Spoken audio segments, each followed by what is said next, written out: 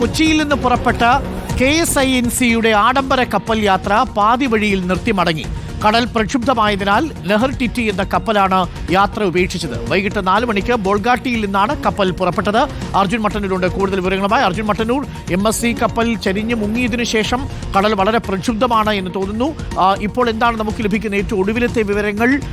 ഈ നെഹർ ടിറ്റി എന്ന കപ്പൽ എപ്പോഴാണ് യാത്ര മതിയാക്കി മടങ്ങിയത്? ഡോക്ടർ അരുൺകുമാർ, സർക്കാരിന്റെ കീഴിലുള്ള KSINCയുടെ ആഡംബര വിനോദ കപ്പലായ നെഫ്രറ്റിറ്റിയാണ് യാത്ര പാതി വഴിയിൽ ഉപേക്ഷിച്ച് മടങ്ങിയത്. കടൽ പ്രക്ഷുബ്ധമായ സാഹചര്യത്തിലാണ് ഇത്തരത്തിൽ കപ്പൽ മടങ്ങിയിരിക്കുന്നത്.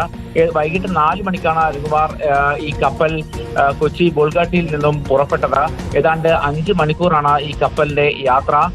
അത്തരത്തിൽ ഏതാണ്ട് 9 മണിക്ക് തിരിച്ചെത്തേണ്ടതാണ്. പക്ഷേ പുറപ്പെട്ട മിനിറ്റുകൾക്കുള്ളിൽ തന്നെ കടൽ പ്രക്ഷുബ്ധമാവുകയും തുടർന്ന് കപ്പലിന് മുന്നോട്ട് പോകാൻ കഴിയാത്ത സാഹചര്യം ഉണ്ടാവുകയായിരുന്നു. തുടർന്ന് ജീവനക്കാർ KSINCയെ അറിയിക്കുകയും അത്തരത്തിൽ മടങ്ങുകയുമാണ് ചെയ്തത്. പക്ഷേ ഈ തീരദേശത്ത്, പ്രത്യേകിച്ച് തീര മേഖലയിൽ വിനോദസഞ്ചാരവും ബീച്ചിലേക്കുള്ള ആളുകളുടെ വരവും ഒക്കെ തന്നെ പൂർണ്ണമായും വിലക്കിയ സാഹചര്യത്തിൽ അതിനിടയിലാണ് ഇത്തരത്തിലൊരു ആഡംബര വിനോദ കപ്പൽ ഇന്ന് വൈകിട്ട് 4 മണിക്ക് ഇത്തരത്തിൽ സർക്കാരിന്റെ കീഴിലുള്ള ഒരു കപ്പൽ ഇത്തരത്തിൽ യാത്രക്കാരുമായി പുറപ്പെട്ടത്.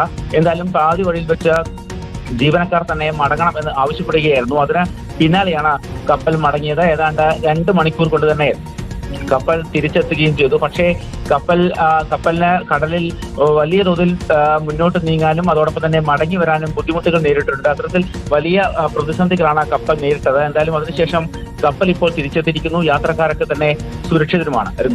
Thank you. അർജുൻ മട്ടന്നൂരാണ് വിവരങ്ങൾ നൽകിയത്. ഇന്ന് വൈകുന്നേരം 4 മണിക്ക് ബോൾഗാട്ടിയിൽ നിന്ന് പുറപ്പെട്ട കപ്പൽ 9 മണിയോടുകൂടി തിരിച്ചെത്തേണ്ടതാണ്. പക്ഷേ അതിന് മുൻപ് തന്നെ കടൽ പ്രക്ഷുബ്ധമായതിനെ തുടർന്ന് 6-7 മണിക്ക് മുമ്പ് തന്നെ കപ്പൽ തിരികെ എത്തിയിരിക്കുന്നുവെന്നാണ് അർജുൻ മട്ടന്നൂർ ഇപ്പോൾ റിപ്പോർട്ട് ചെയ്യുന്നത്.